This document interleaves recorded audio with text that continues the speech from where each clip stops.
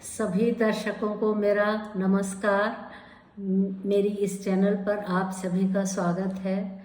आप लोग मेरे चैनल पर बने हुए वीडियोस को, डाले हुए वीडियोस को, ज्वेलरी बनाने वाले वीडियोस जो हैं उनको देखते हैं, बहुत प्यार देते हैं और इसके लिए मैं सभी को धन्यवाद देती हूँ।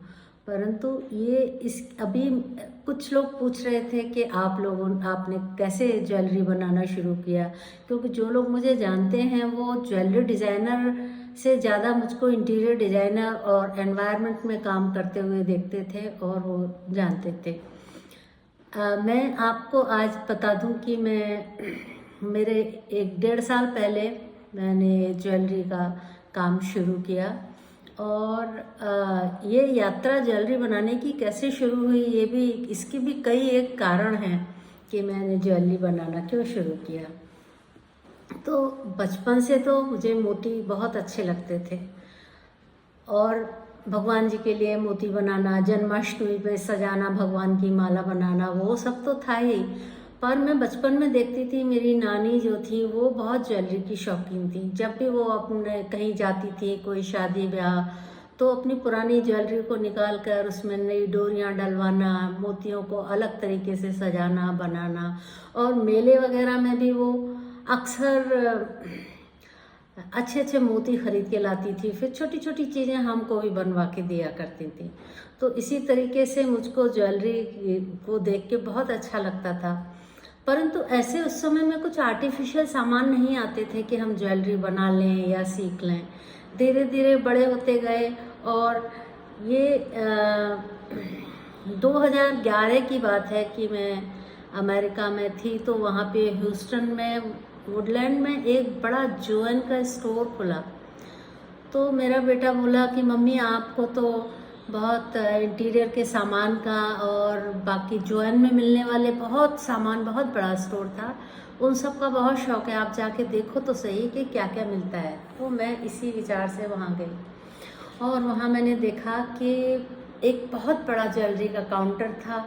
इतने तरीके का ज्वेलरी बनाने का सामान था, इतने रंगों के और इतने प्रकार के मोती थे कि मैं बहुत आश्चर्यचकित हो गई कि अरे ये तो एकदम अलग ही दुनिया है। और फिर मैंने वहाँ पे 3 घंटे की क्लास भी अटेंड की और वहाँ से मैंने ज्वेलरी की अपनी यात्रा शुरू करी। प्रॉपर एक जो बनाने वाली चीज़ है वो शुरू की और वहाँ पर फिर मैंने $200 का सामान भी ख़रीदा, अपने काफ़ी लोगों के लिए बना के भी वहाँ से लाई, प्रेजेंट वगैरह लोगों को दिए।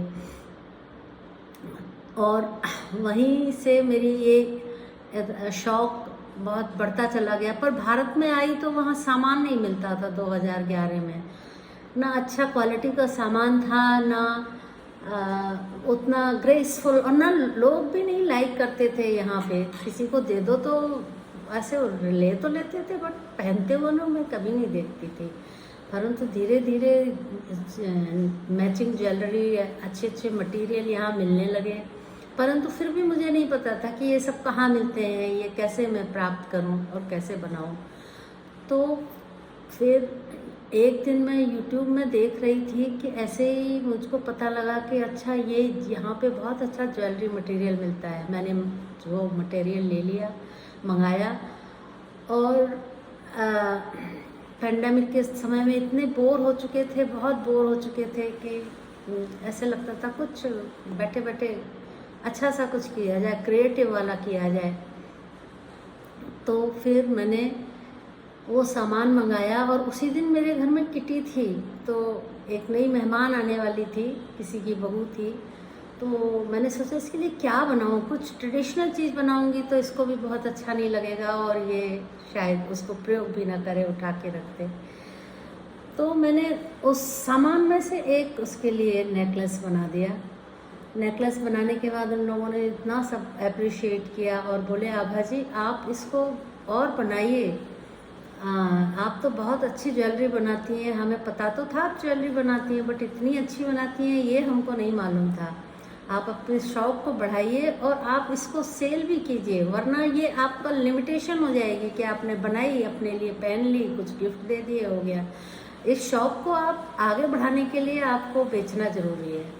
फिर मैंने एक ऑनलाइन कोर्स किया, अच्छे से प्रॉपरली ज्वेलरी बनानी सीखी, डिजिटल मार्केटिंग सीखी। फिर उसके बाद में मैं धीरे धीरे अपना पोस्ट करने लगी। तो भी 1 साल से मैं बहुत ऐसे वीडियो बना के नहीं डालती थी, क्योंकि मेरी ट्रैवलिंग बहुत रहती है, तो मैं कभी बनाती थी, मगर फिर भी लोग अच्छा रिस्पांस देने लगे, लोग काफ़ी ख़रीदने लगे, लोग अप्रिशिएट करने लगे, मेरा उत्साहवर्धन करने लगे, और जो भी मेरा सब बात करने लगे, आभा जी बहुत अच्छी ज्वेलरी बनाती हैं। तो इस तरीके से फिर मैंने कहा चलो अच्छा इसमें मैं, क्योंकि मैं इंटीरियर डिज़ाइनर हूँ, तो मेरे लिए डिज़ाइनिंग बहुत डिफ़िकल्ट नहीं थी, बहुत सरल थी। डिफरेंट कंपोनेंट्स कैसे प्रयोग करने हैं, साइज, शेप, कलर, सब चीज़ मैं बहुत अच्छे से रिदम, रिपीटिशन जो भी है उसको बहुत अच्छे से मेंटेन कर लेती थी, और वो मेरे को कोई परेशानी नहीं होती थी। परंतु ज्वेलरी बनाने का एक अलग ही फ्लेवर होता है, वो मेरा बचपन से थोड़ी लाइकिंग भी थी, और इंटीरियर की वजह से और ज़्यादा उभर के आ गई थी इंटीरियर आर्किटेक्चर करने के बाद में। तो ये सब चीज़ें मिला के मेरे ज्वेलरी का जो मेरी यात्रा थी उसमें ये सब सहायक हुई।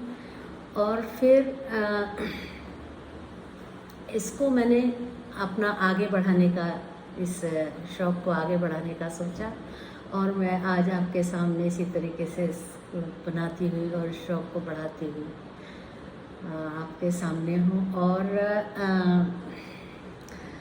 इसका एक और भी कारण था कि जैसे इंटीरियर में है कि प्रोजेक्ट बड़ा लंबा चलता रहता है, 6 महीने चला, साल भर चला, 2 महीने चला, ऐसे। बट ये तो एकदम इंस्टेंट रिजल्ट देता है। आप अभी सामान आपके पास मटेरियल है, आप तुरंत इसको डिज़ाइन कीजिए, बनाइए, अनलिमिटेड क्रिएटिविटी। आप कितने भी ज्वेलरी डेली बना सकती हैं, आपके पास जितना, और आप जाएंगे तो बहुत इतना कोई लिमिट ही नहीं है इसके मटेरियल के डिज़ाइनिंग में, इसके जो भी मोतियों के, तो अनलिमिटेड डिज़ाइंस मिलेंगे, मटेरियल मिलेंगे उनका, आप अपनी चॉइस के हिसाब से आप कर सकते हैं, कॉस्ट वाइज आप उसको ले सकते हैं, ख़रीद सकते हैं। तो ये इसी तरीके से मेरी यात्रा चलती रही, और मैं विभिन्न तरीके की चीज़ें, अभी मैं बीड्स ज्वेलरी, कुंदन ज्वेलरी और कॉटन थ्रेड ज्वेलरी तथा फैब्रिक ज्वेलरी, फ्लावर ज्वेलरी, सारे तरीके की ज्वेलरी मैं बनाती हूँ और वो आप तक पहुँचाती हूँ। उसकी छोटी मोटी बनाने की यात्राएं, बहुत सारे बनाने के वीडियो भी मैंने आपको डाले हैं कि कैसे कैसे एक ज्वेलरी कैसे कैसे प्रोसेस होती हुई बनती है और आपके सामने पहुँचती है। और आप लोगों ने इतना मुझको प्यार दिया और आगे भी आप देते रहेंगे।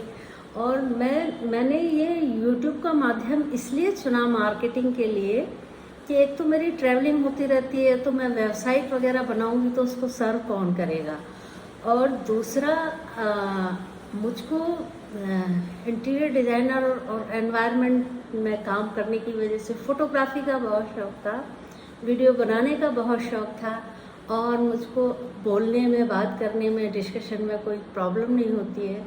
इसलिए मुझे ये सब कुछ बहुत बनाना आसान लगा, वीडियो बनाना, और YouTube के माध्यम से मुझे आप तक पहुंचने में बहुत आसानी हुई। और इसीलिए मैं अपने ये वीडियो बनाकर आपके सामने लाती रहूँगी, आती रहूँगी, और आपके सामने बहुत बात भी करते रहेंगे।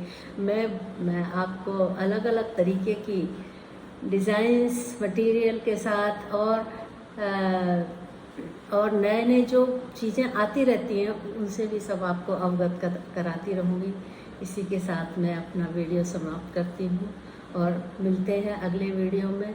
आप मेरे वीडियो को लाइक कीजिए, सब्सक्राइब कीजिए और शेयर भी कीजिए।